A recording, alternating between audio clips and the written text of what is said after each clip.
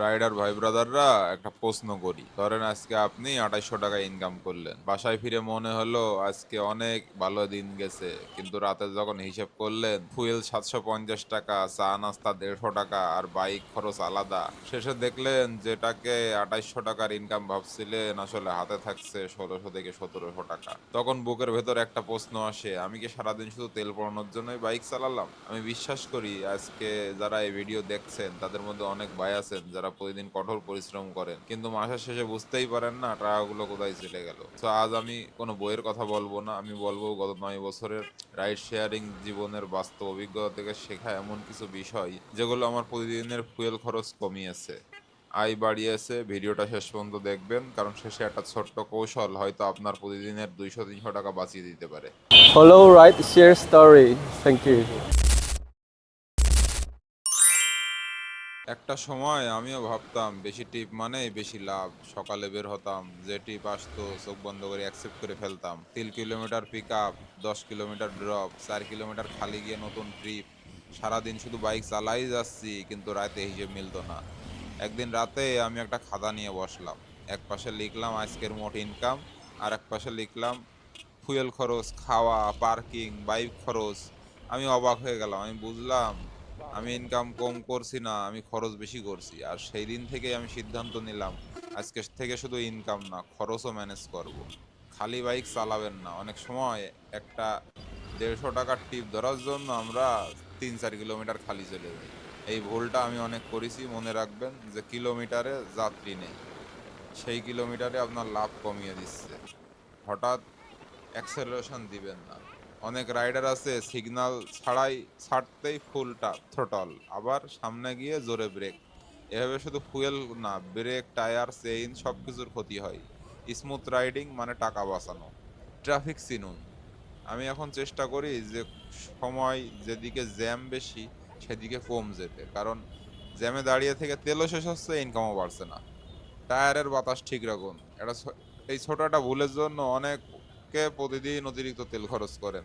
কম tyre pressure মানে ইঞ্জিনের উপর চাপ বেশি, আর বাইকের উপর চাপ বেশি মানেই বেশি ফুয়েল খরচ। সার্ভিসিং মিস করবেন না। Engine oil, air filter, spark plug, chain, এই 4টা জিনিস ঠিক থাকলে আপনার বাইক নিজেই তেল কম খাবে।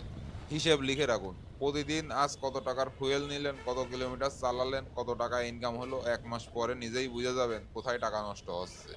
ভাই, আমরা যারা রাইড শেয়ার করি আমাদের কষ্টটা সবাই বোঝে না। রোদে বৃষ্টিতে জ্যামে ধুলোর মধ্যে ঘন্টার পর ঘন্টা বাইক চালাই, যখন বাসায় ফিরি বাচ্চাটা হয়তো ঘুমিয়ে গেছে। পরিবার অপেক্ষা করে আজ কত টাকা নিয়ে ফিরলাম, কেউ জিজ্ঞেস করে না আজ কত টাকা খরচ হলো। তাই আমি সবসময় বলি বেশি ইনকাম করার আগে কম খরচ করতে শিখুন, কারণ আপনার বাঁচানো 200 টাকা আপনার উপার্জন করা 200 টাকা সমান। আমি আজও প্রতিদিন শিখছি, প্রতিদিন নতুন নতুন ভুল করছি, আবার সেই ভুল থেকে শিক্ষা নিচ্ছি। রাইড শেয়ার শুধু বাইক চালানো না, এটা একটা ব্যবসা, আর এই ব্যবসার লাভ হয় শুধু বিক্রি বাড়লে না, খরচ কমলেও হয়। আপনি যদি আজ থেকেই শুধু 3টা অভ্যাস বদলান, অপ্রয়োজনীয় খালি রাইড কমান, স্মুথ রাইডিং করুন, প্রতিদিন হিসাব লিখে রাখুন, আমি বিশ্বাস করি মাস শেষে পার্থক্য আপনি নিজেই দেখতে পাবেন। আর ফুয়েল সবসময় ভালো পাম্প থেকে নেবেন, কারণ অনেক পাম্পে ফুয়েলে ভেজাল থাকে, ও মাপে কম থাকে। আমি বিভিন্ন সময় বিভিন্ন পাম্পেতে তেল নিই, এই যে আজকেও তেল নেওয়ার জন্য বেরোইছি আর আপনাদের সাথে কথা বলছি। ভালো পাম্প থেকে বেশি করে তেল নেওয়ার চেষ্টা করবেন। বারবার পাম্পে দৌড়দৌড়ি করা, সিরিয়ালে দাঁড়িয়ে থাকা সময় নষ্ট, অযথা একটা টাইম, অনেক টাইম নষ্ট করে। সো এই কারণে আমি কি করি, আমি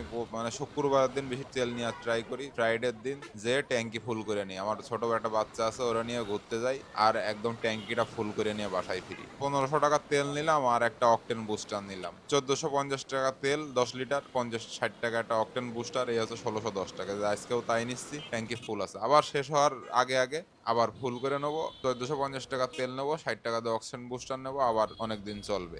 শেষ না হওয়ার আগ পর্যন্ত এভাবেই মনে করেন যে ভরি। এতে আমার আর ভালো পাম্প থেকে তেল নেই। এখানে 2টা পাম্প আছে, একটা হচ্ছে সোনার বাংলা ফিলিং স্টেশন রাস্তার ওই পাশে, আর রাস্তার অপোজিটে আছে মেসাজ তালুকদার ফিলিং স্টেশন। তো আমি বেশিরভাগ সময় তালুকদার থেকেই নিই, মাঝে মধ্যে সোনার বাংলা থেকে নিই, এটা আমার বাসার কাছে হয়। আর মাঝে এর থেকে ভালো ভালো পাম্প আছে, ট্রাস্টের থেকে নিই, আরো বিভিন্ন জায়গা থেকে নিই, কয়েকটা ভালো ভালো পাম্প থেকে নিই। সো এতে আমার ফুয়েল কোয়ালিটি মোটামুটি ভালো থাকে। থাকে, ভালো মাইলেজ দেয়। আর তো ভাই ব্রাদাররা অনেক কথা বললাম, এখন একটা প্রশ্ন রেখে শেষ করি। আপনার বাইকের গড় মাইলেজ কত আর প্রতিদিন কত টাকার ফুয়েল লাগে, এটা কমেন্টে অবশ্যই জানাবেন। আমি সবার কমেন্ট পড়ি এবং উত্তর দেওয়ার চেষ্টা করি। আর ইনড্রাইভ অ্যাপটা এখনো যারা পাননি তারা হোয়াটসঅ্যাপ নাম্বার কমেন্ট করুন, আমি দেখা মাত্রই পাঠিয়ে দেবো। অনেকেই জানেন যে আমি এক পর্যন্ত প্রায় 200-300 মানুষের ইনড্রাইভ অ্যাপ দিছি, অ্যাপটা প্লে স্টোরে পাওয়া যায় না। সো যাদের কাছে ছিল না তাদেরকে পাঠাইছি, আমি সময় সুযোগ করে পাঠাই।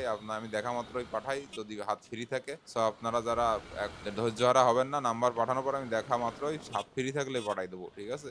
সো যদি ভিডিওটি ভালো লেগে থাকে তাহলে লাইক করুন, ফেসবুকের পেজটি ফলো করুন, ইউটিউব চ্যানেলটি সাবস্ক্রাইব করুন এবং রাইড শেয়ার করা আপনার বন্ধুদের সঙ্গে শেয়ার করতে ভুলবেন না। আমি আপনাদেরই একজন ভাই ব্রাদার, একজন রাইড শেয়ার রাইডার। দীর্ঘ 9 বছর ঢাকার রাস্তায় রাইড শেয়ার করছি। আগে ভিডিও বানাতাম না, কিন্তু বর্তমানে সবার কথা চিন্তা করে আমার রাইড শেয়ারের অভিজ্ঞতা, ডেইলি ইনকাম ব্লগ, রাইড শেয়ারের টিপস অ্যান্ড ট্রিক্স শেয়ার করি। আমি প্রতিদিন ভিডিও আপলোড করি। তো ভাই ব্রাদাররা, আবার দেখা হবে ঢাকার ব্যস্ত রাস্তায় নতুন গল্প, নতুন অভিজ্ঞতা আর নতুন শেখার বিষয় নিয়ে। ততক্ষণ পর্যন্ত ভালো থাকুন, নিরাপদে বাইক চালান, নিজের ও যাত্রীর দিকে খেয়াল রাখুন। আল্লাহ হাফেজ। Follow, write, share story. Thank you.